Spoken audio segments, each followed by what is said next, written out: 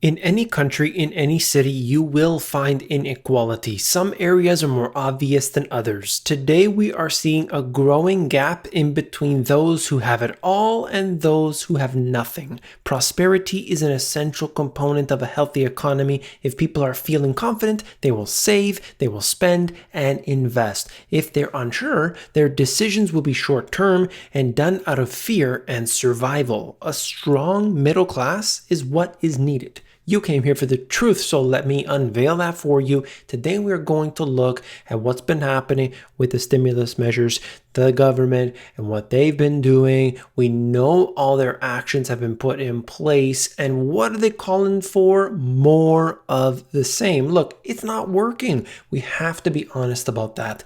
The way that they do this, the actions that they take ultimately do not support the average person. We have documented this over and over and over again. I've been presenting you with the data, and I know that you've been giving me some information as well. You've been seeing it on the ground. You're saying you're in that country, you're saying you're in that city, and you tell me exactly what's happening. Not just me, of course, but everybody, as this is a community. We need to share this information to understand it directly from the source itself, and that is you. Every area, local area, municipality, every county, every state, every province are all going to have different rules and regulations and processes and procedures, and that's why we need to be talking about this on as micro as a level as possible. It's hard to do that in this specific video, but that's why I bring information from all over the world. All right, enough ranting. Today what we're going to look at is basically, I want to start with a quote in a moment from now that's going to set up the rest of the video.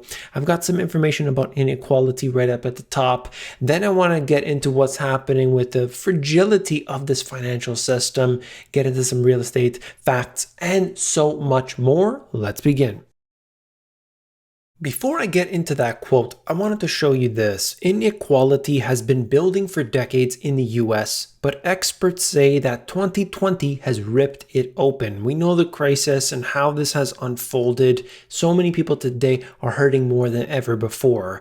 We know that the haves have always had it, and we know that everybody else has been shafted. But every time there's a recession, that gets worse and worse and worse. They've talked about the K-shaped economy. Essentially, if you're part of that 1% or more, then you are on the way up, but everybody else essentially is on the way down. And that's really not a good thing, because at the same time, if they are unable to tell you that it is a recession, that the economy is suffering, that things are worse, they are not going to provide that stimulus and get it to the people in need.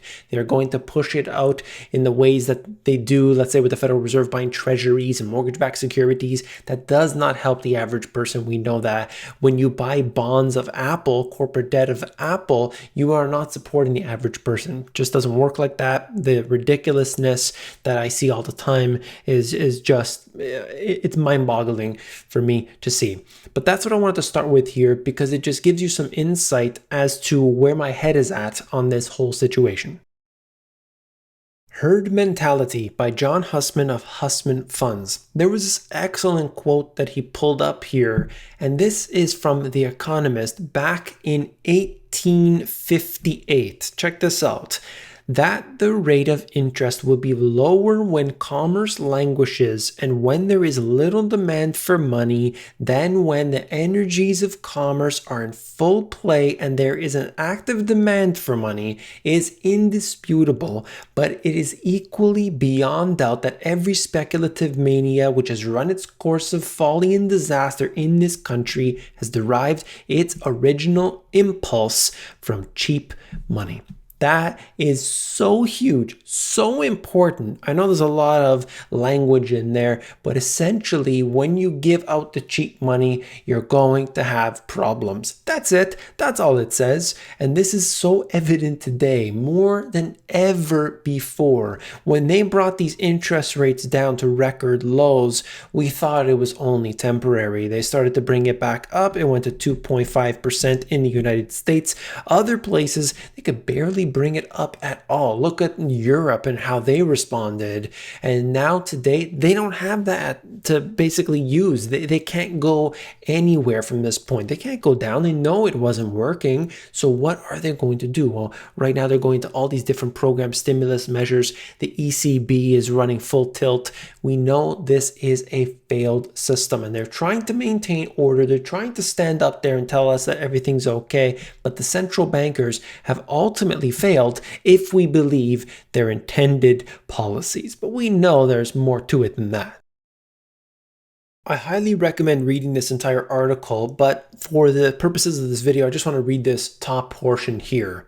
There is a particular lesson that history regularly teaches, yet the public never actually learns. The lesson is simple. When A, the government, or since 1913, the Federal Reserve insists on making money cheap by aggressively suppressing interest rates, and I want to make that very clear, they suppress interest rates by using open market operations. It's not as if they type it into a computer. That's not how it works, all right?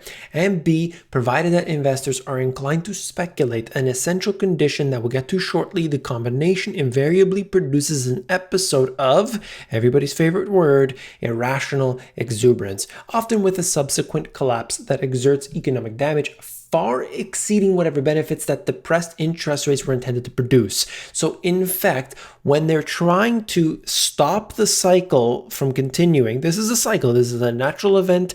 As you look at it through nature, it's the way it works. They're trying to prevent it from going below this line, and they actually make it worse. So it would have been a calm, just like the waves coming in every day. Do you stop the tide from coming in because you're worried it's going to come up too far? No, it's a natural event. This is supposed to take place. You are supposed to have these events, and yet they are trying to stop it. In stopping it, though, there's much more to it than that. I've talked about this numerous times, but of course the central banks, they want to own and control everything. That's the whole purpose, and they use a crisis as cover. That's a whole different thing, and I know many people aren't ready for that type of information, so let's move on. This is the chart that's associated with that. In prior market cycles across history, durable gains in the S&P 500 were nearly always those advances in the index representing an upward move towards valuation norms. That's the green line, all right? And specifically what it says is the bottom there, historical valuation norm. And if you look at the area below that, let me get the highlighter out here. Gains beyond valuation norms, green greater than blue, were almost always transient. For this reason, the durable threshold after 2009 is shown at the present valuation estimate and is unlikely to greatly exceed that estimate. So what we are seeing here today is far and far beyond anything that we've ever looked at in history. This chart goes back to 1928, and essentially what they're trying to say is when we go beyond the economy with the S&P 500 or the stock market in general, there tends to be problems. So let's say if the GDP is growing here, the economy, we measure the economy however you want to do it in the GDP or any other number. When you have the stock market accelerating beyond that, you have this divide, just like the wealthy who are invested in all of these different stocks and things that do accelerate like this and like they have done. But the real economy, the real worker, their real wages may not be increasing this way. So if a person owns, let's say, a house, or maybe they're renting a house, they're not going to see the benefits of those who are holding on to a lot of assets. And who are the people who own the assets? It's the 1%, more likely actually the 0.01% or whatever it is. But when we look at the data, we look at it, we put it on a chart, we could see it. It's very clear. It's very obvious. People need to get this through their head. There is a lot in this article once again, but I just wanted to touch on a couple points that I believe are going on essentially everywhere. Check this out. Furloughed jobs disguise the Eurozone employment crisis. If you look at what's been happening, they tell you that the unemployment numbers generally are declining at this point from their peak, but we know that the furloughed jobs are simply the cover. Look at this. In Europe, according to Eurostat, the unemployment rate increased to 7.4% in August, while in the euro area it rose to 8.1%. However, more than 10 million workers remain in furloughed jobs, making the comparison with the United States, which does not have that scheme of subsidized unemployment, a challenge. In similar terms, the Eurozone unemployment would be close to 11% if we use the same calculation as the United States. The OECD estimates that unemployment would rise above 10% in the Eurozone before year end as the furlough schemes end. I don't know what's going to happen with these furloughs. I really don't. What we are seeing in many cases, let's just break it down here. We got the furlough situation, which is making things look better than it is, certainly. We've got the rent and mortgage situation where people don't have to pay up at this point. That's another factor. We've got all the stimulus coming from the government here, which is very, very big. The amount that they printed in the previous video, I talked about it, $20 trillion regardless. I don't have it right in front of me, but $20 trillion coming from either the government or the central banks. That is unbelievable. When you think about it, that's just in 2020, right? Just in 2020, we have pumped up $20 trillion. Now, that's fine. That made the markets come up, as you know. That supposedly increased growth. Some factors for sure. I think it's the PMIs, which have come up quite a bit from their lows. And you can see some other statistics as well. They believe that with the stimulus driving this thing, there's not going to be a problem. But is there going to be at any point in the future where maybe this whole furlough situation is going to go away? Maybe the rents and the mortgage moratoriums, people don't have to pay up. Maybe that's going to change too, because how long can that go on for? And the stimulus measures that they've pumped in, let's just say they're not necessarily going to take it back, but they've pumped it into the system. What's 2021 going to look like? Are you going to need to pump more? Are you going to put another 5 trillion or 10 trillion or maybe even 20 trillion? How are you going to resolve the next issue that is clearly here with the insolvency, the bankruptcies, and so on? That needs to be understood. And I'm not going to rant on any more in this video, but I just wanted to highlight it here, showing you it's going on all over the world. This is an interesting one here. You could see at the bottom, double dip, recession ahead, US improves, Eurozone weakens. But at the top, you could see what Mish had to say. Back to back, the MBER is likely to call it one big recession. Europe may call it two. Short term, I expect more silly US decoupling theories. Some claim it in the US recession is already over. If so, it was the most uneven recovery in history. That is absolutely true. Quick update on this. Manhattan median rent falls below $3,000 for the first time since 2011. Now, $3,000 is excessive, let's be honest, but the fact that it has dropped down below that level shows you that there are more vacancies, there's more desperation, there's a lot of inventory that's been piling up. This is going on actually in a lot of cities as we see major changes taking place where there would be such demand. People would basically pay anything for a house and to rent, and now there have been these huge shifts that have occurred, and Manhattan is one of those places. This article here is talking about what people in school are having to deal with going into the jobs or trying to go into jobs, and essentially the difficulties that they will face.